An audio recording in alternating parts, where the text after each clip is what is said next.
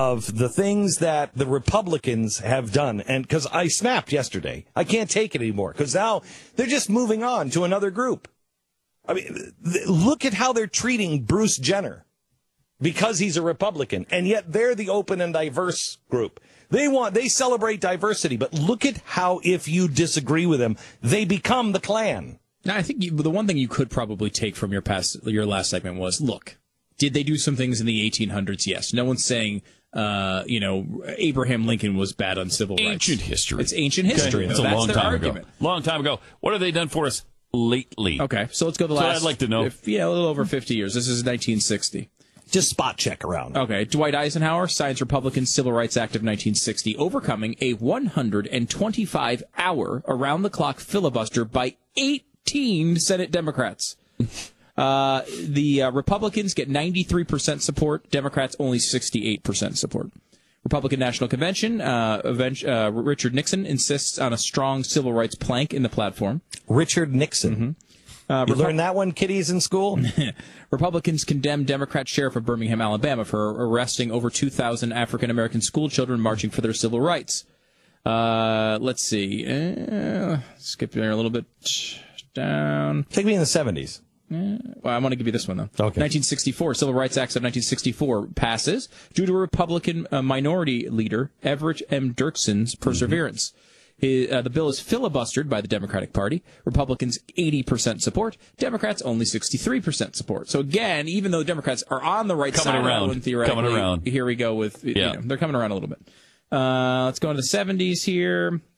1970, a special message to Congress. President Richard Nixon calls for a reversal of policy of forced termination of Native American rights and benefits. 1971, former Ku Klux Klan member and U.S. Democrat Hugo Black retires from the U.S. Supreme Court. Appointed by FDR in 1937, he had defended Klansmen for racial murders. 1976, President Gerald Ford. You ever hear that about Hugo Black? No. Gerald Ford formally rescinds President Franklin. Hang on just a second. Mm-hmm. The guy who defends the Klan, put in by FDR, a name that people know, but yet Clarence Thomas is the target. Mm-hmm. Clarence Thomas is the bad guy. In 1976, it was Gerald Ford who rescinded the executive order authorizing internment of over 120,000 Japanese Americans during World War II. We've been interning them for 30 years. They didn't stop that? I guess it's probably one of those things still on the books, but never actually officially rescinded. Nobody wanted to admit it. These things hang around for awkwardly long times. We were talking about Hillary Clinton's support of early 20th century progressives. A famous, on this program at least, nowhere else, a famous quote of hers, which kind of launched your interest in the progressive movement. Did not know. We should find this quote. I did not know what the progressive movement was until she said during a debate, I like to, because I heard progressives and I just thought, progressives just mean I'm for progress. Mm-hmm. Until she said, I am a very American, early 20th century progressive, and I am not ashamed of it. And I remember being on the air playing it. You have it? Play it, Sarah. I prefer the word progressive, which has a real American meaning, going back to the progressive era at the beginning of the 20th century. I consider myself a modern progressive, someone who believes strongly in individual rights and freedoms, who believes that we are better as a society when we're working together, and when we find ways to help those who may not have all the advantages in life get the tools they need to lead a more productive life for themselves and their families. So the progressives of the 20th century were for gassing those who couldn't make it on their own. They were. She didn't say that. No, I know she didn't say that. She loves Margaret Sanger, though. She just loves her. So I'm on the air, and I remember just looking up on Wikipedia, progressives, and I'm reading some of the policies. We should find this old show. I wish I knew which one it was. But I can still see it. We were in the studio at Radio City. And I remember looking at it and going, oh, my gosh, keep saying this, honey. Yeah. Keep saying this, because I don't think you know what that means. Oh, yes, she did. Oh, yeah. And that's what really launched it for me. And it's what was interesting about that is because she was so specific, People say progressive all the time. There's an auto insurance company named it. I mean, people use it. It means the same thing for them, too. It means the same thing for him. That The guy who progressive started it, he's not there anymore. Huge progressive. The guy who started it was a huge Democratic donor and everything, but he's not there anymore. Oh, really? Anyway, yeah. But it was because she was so specific. I remember you saying, why is she saying early 20th century American progressive? Why is she so specific with that? And that's what really launched it, because this is a woman, and she says modern progressive, obviously. She's not going to say she supports prohibition, but she's saying this as to identify the foundational beliefs. Yep. The way she approaches issues. And the foundational belief was the Constitution and Declaration of Independence are nonsense. Mm-hmm.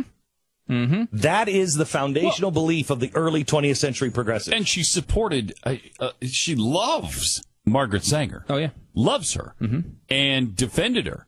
And compared Margaret Sanger's comments to Thomas Jefferson's, for instance.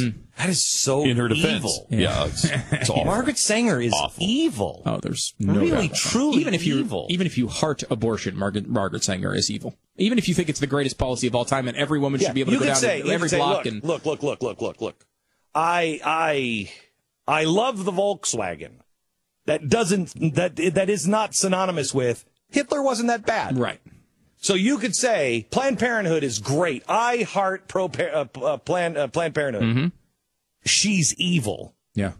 She is absolutely evil. Yeah. And the reason I brought that quote up from Hillary Clinton is because those policies that the early 20th century progressives believed, eugenics, all racist, all incredibly racist, getting rid of undesirables, the handicapped, all of that.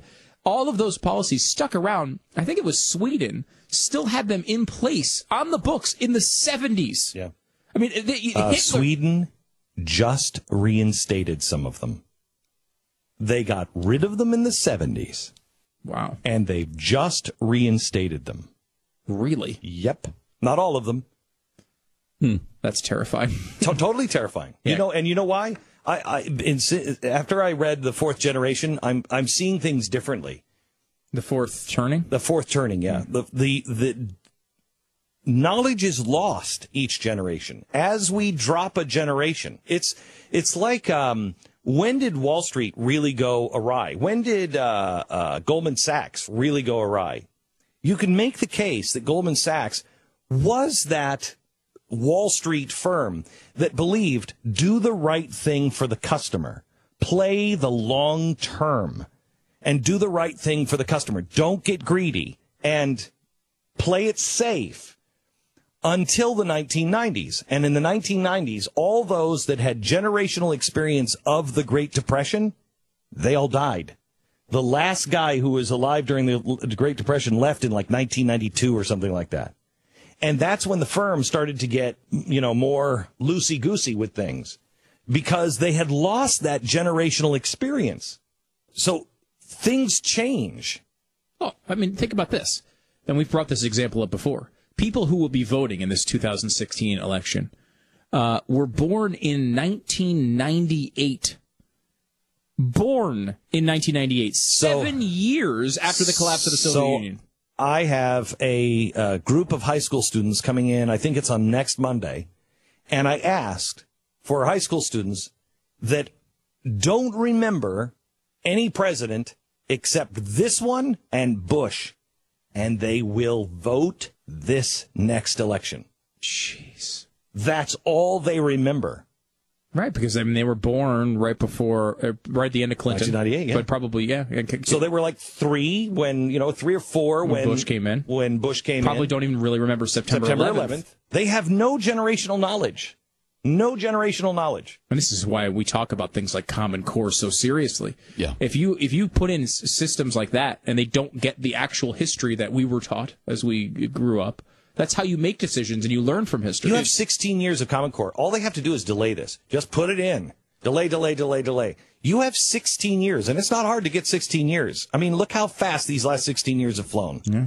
We've been in 16 years of crisis mode, okay?